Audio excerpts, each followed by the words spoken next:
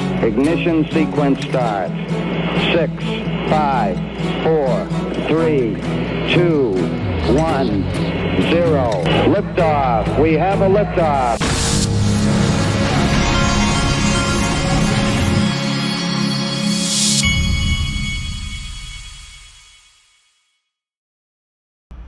Hey everybody, this is the Digital Asset Investor, and my 12-year-old just made me take him to Dunkin' Donuts, and I don't eat donuts. I've been doing paleo, so I had to track something down to eat there. It was good, but I sure would love to have one of those donuts.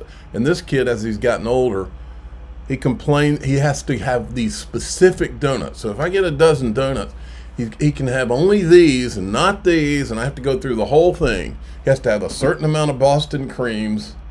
This kid, he has a lot of demands. Okay, folks, I got good news. In the group today, we're talking about two things, XRP Millionaires, and we're talking about November 2024, that run up and what happened before it and why right now is extremely similar, okay? But here's what's cool. You know that you can go to DAIXRP to join through the Patreon.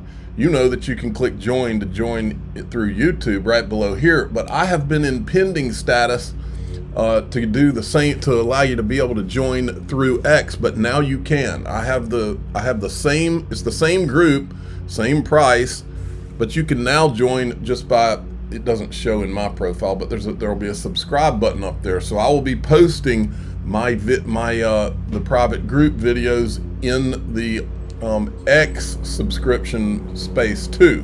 So you now have three options. If you'd rather join through X, you can join through that. Now folks, every time before I put my money, my crypto anywhere, I always go and look at the trust pilots. You've heard of all these exchanges out there. One thing that you may not have ever looked at is Trustpilot, where it does customer reviews. Kraken gets a 1.3 stars. Gemini gets a 1.4. Well, you'll never guess who gets a freaking 5. That's iTrustCapital, who is one of my partners. I keep a lot of my XRP on iTrustCapital for many reasons, this being one. I knew the founder when they first, back in 2018-19, when they first started.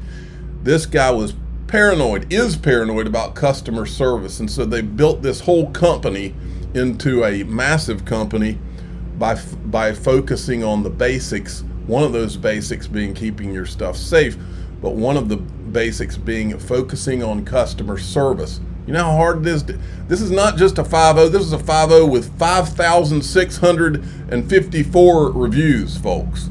And by the way, speaking of, iTrustCapital tweeted this: which crypto would you like to stake in your retirement account? Asking for a friend. Staking is coming to iTrustCapital, is coming to the markets. I'm praying and hoping, haven't been told anything official yet, but I really do hope XRP is in the pipeline to get yield. We'll keep you posted on that. Now, I wanted to point out a couple of things. These are premium. You can, if you're not doing you can do IRAs through iTrustCapital or roll over your 401k into one. But the premium custody accounts, it's a closed loop system. Your crypto transactions stakes secure, no external wallets, no unnecessary risk, just a trusted way to buy, sell, and custody in confidence. Institutional custody, award-winning support, low cost, no monthly fee. I've been asked about what the fees are. But a lot of these places, you're paying for the custody. You don't pay for the custody at iTrustCapital. The only fee that you incur is a 1% buy-sell transaction fee. You don't have any annual or monthly fees or anything like that. It's a 1% trading fee when you buy or sell. A lot of these companies are charging you for custody, not me. If you want to open an iTrustCapital account, go to iTrustCapital.com/XRP Army. It is the page that was created for myself and Digital Perspectives, Brad Combs. We have accounts there, and you should too. I mean, if you want to quit sleeping and quit worrying about your crypto, this is one of the couple places that I have my stuff. And you know the other, which we'll talk about more as well. for a lot of the same reasons. XRP's at 217, folks. This right here is the most important thing going in crypto. If you don't think that Wall Street and all of the people looking to make crypto acquisitions or take crypto companies IPO, if you don't think that Wall Street's looking at this and also thinking about the crypto market and making sure they have a piece of that, you're out of your mind, folks.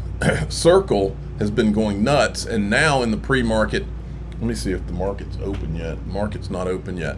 In the pre-market, it's up to 230. It came out at $31 in the IPO. This is the leading indicator, folks.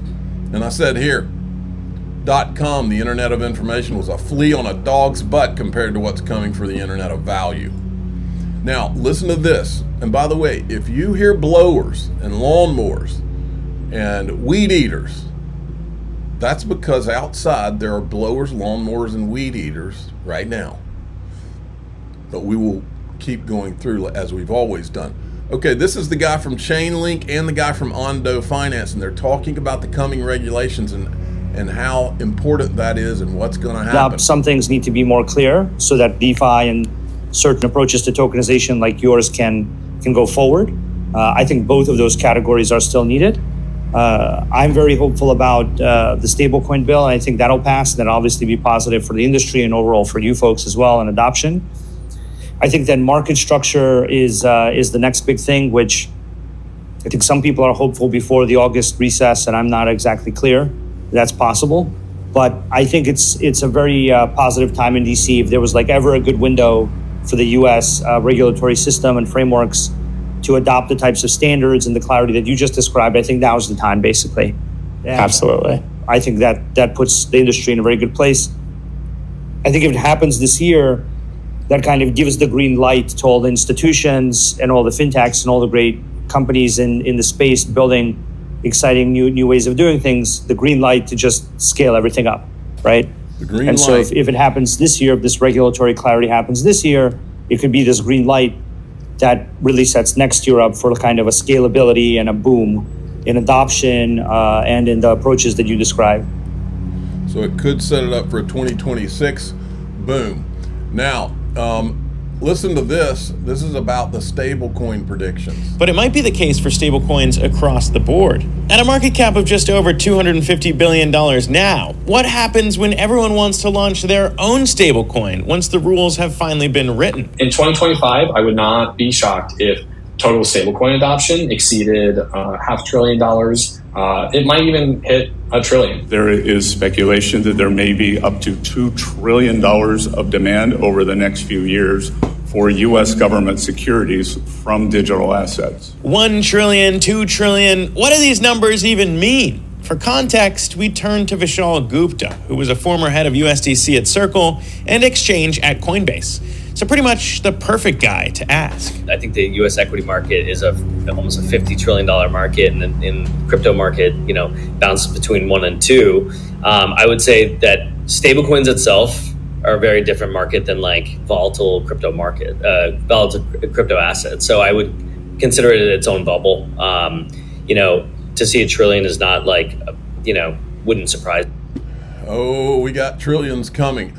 Now, I've kept combing through. This is the Ethereum CEO, Sal Gilberetti. This guy was dropping fire at XRP Las Vegas, and those videos were just released, so I've been going through. He's got so many great clips, and here's 2 more. I gave you 2 or 3 yesterday. So they're behind the scenes of what everybody can see, okay? The stuff that I don't understand, and probably a lot of people don't understand, that gets talked about up here. That's what they're doing, and they've been doing it for such a long time. And if you look at their founders' profiles, if you look at the CVs of these guys, okay, of these people, because there are a lot of people in there, they're mission focused. We can compare them to investment bankers, we can compare them to the military, you can compare them to whatever you want. They are mission focused, and they're staying at it. They haven't deviated. And I know the whole escrow situation is probably what's keeping a lid on XRP price. And the way to take that lid off is to get those out of escrow because the use case is building and people need them. And that literally is what we believe and see Ripple doing. Okay, so as they do that, every new development that creates a demand for XRP, that somebody needs to hold XRP or use XRP, that's chipping away at that escrow amount. And eventually, when all that's gone, that's when you're going to see the true price appreciation, whatever it may be. And then wait till you hear this clip, folks. Again, the questions we get from investors is, when's the price going to go up? That's what everybody wants to do. Well, the only way that we can figure that out, and we have a 22-page paper that's not public yet. I got to figure out how to do that our analyst did. And he went over all the legitimate pricing models for XRP. And again, it came to between $5 and $4,300, depending on your timing and your use case. For me, it's supply, demand, and velocity. So if it takes 5 seconds to settle a transaction, how many XRP did that use? Can you really do it 12 times a minute? Can you really do that 24 hours a day? So how much XRP do you really need? Those are all basic questions that need to be answered for the velocity models. And that'll happen over time. We are literally still in a nascent industry. We're all sitting here. This is going to get bigger every single year. But the usage of XRP, the use case of the Ripple ledger is, I think, probably exploding from what you're talking about here. All of that is going to help. And then as arbitrageurs come in to get rid of those price differentials so that things can trade more easily, it's just going to take time, but it's going to happen. And things happen, little things like taking advantage of money, that happens faster than you think. When people want to make money, that happens faster than you think. When you're trying to change an entire infrastructure and a way of doing business, which is what we're talking about here, ultimately, that happens slower than you think. So give it time, but it's happening. It's happening.